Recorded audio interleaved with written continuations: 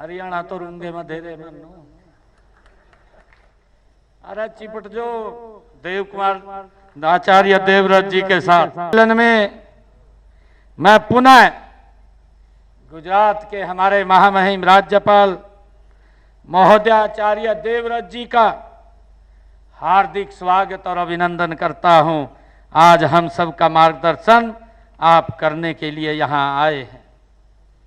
अभी चर्चा भी कर रहे थे कि जहां जहां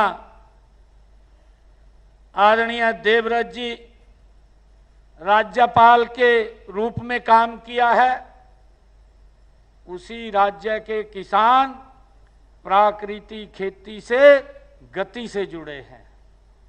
चाहे हिमाचल की बात ले लीजिए और चाहे गुजरात की बात ले लीजिए।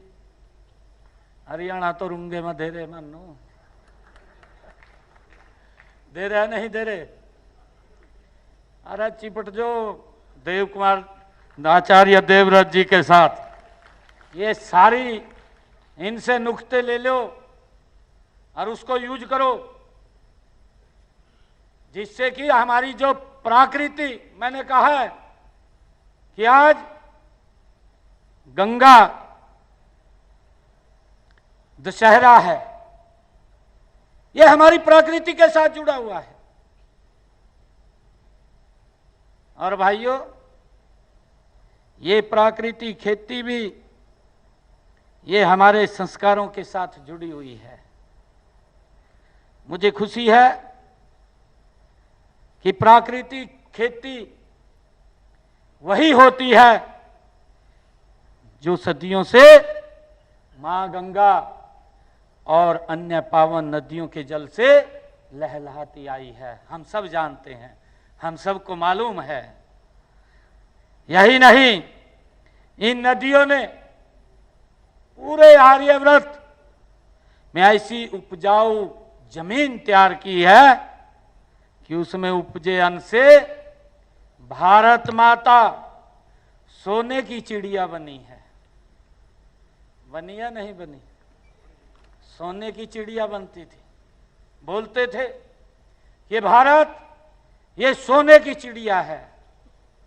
और भाइयों, इसी भूमि पर ही हमारी समृद्ध संस्कृति फली फूली है।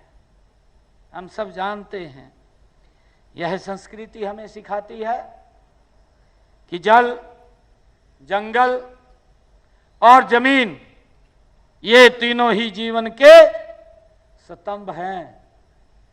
जल, जंगल और जमीन ये हमारे जीवन के तीन स्तंभ हैं और इनका संरक्षण ही सतत आधार, हमारा विकास भी है और हमारा आधार भी है।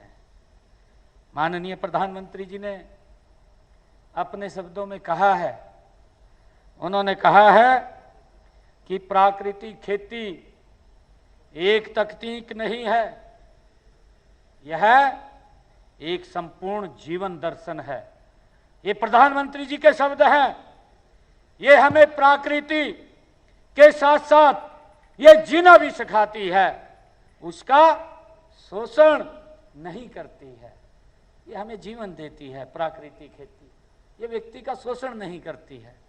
और अभी आचार्य देवव्रत जी जो बात कर रहे थे रासायनिक खेती की, वो हमारे जीवन को भी लेती है। और हम तो उस संस्कृति में जीते हैं, जे संस्कृति में वसुधैव कुटुंबकम, ये पूरा विश्व ये सुखी रहे। और जब ये पूरा विश्व सुखी रहे तो आज विश्व पर्यावरण दिवस के अवसर के ऊपर आदरणीय आचार्य देवव्रत जी ने हमें महत्वपूर्ण टिप्स दिए हैं, उनके साथ हमने जुड़ना है। मैं माननीय प्रधानमंत्री जी के बताना चाहूंगा मार्गदर्शन में हमारी सरकार विकसित कृषि संकल्प अभियान के साथ गति से आगे बढ़ रही है। हम गति से आगे काम कर रहे हैं। हरियाणा में हमने पिछले दिनों इसका शुभारंभ 29 मई को कुरुक्षेत्र की पवित्र भूमि से किया और ये अभियान ये 12 जून तक चलेगा और इस अभियान का उद्देश्य किसानों को प्राकृतिक खेती के साथ जोड़ना, नई तकनीक के साथ जोड़ना, योजना और नवाचार के साथ कृषि क्षेत्र में सुधार लाना, उसके साथ जोड़ना। इन सुधारों में प्राकृतिक खेती की भी महत्वपूर्ण भूमिका ये होती है। इस बात को हमने समझना है, जो आदरणीय आचार्य देवव्रत जी ने हम सब का मार्गदर्शन किया है।